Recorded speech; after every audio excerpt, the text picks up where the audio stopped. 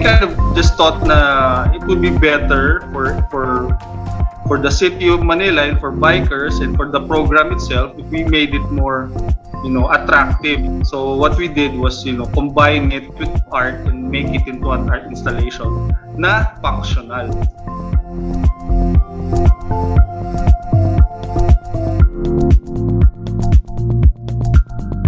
Ay isa naman po nating pasisinayan ang bike racks na inilagay sa iba't ibang bahagi ng lungsod. Ito po ay kagandang loob pa rin ng Alliance PNB Line.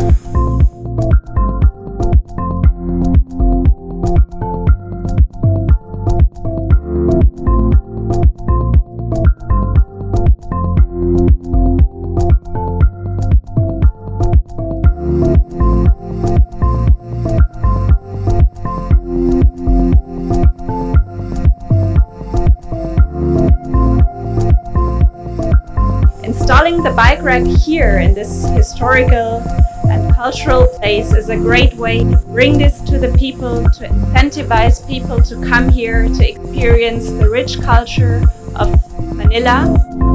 We have been looking very, very much forward at Allianz to launch this Ride Safe campaign together with you here in the city of Manila. With a lot of tragedy, there's also opportunities. Bicycling became the new means of transportation. It inspired us to think about what can we do in terms of sustainability to support this. And we came up with the Ride Safe campaign.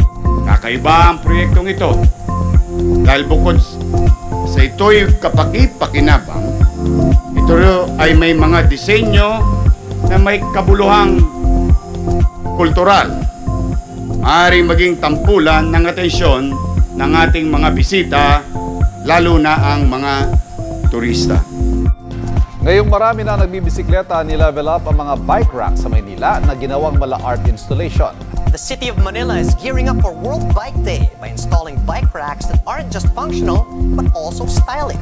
Very, very proud again and honored that with your inspiration, we also have the opportunity to add art to this beautiful city and help bringing it back to the old glory.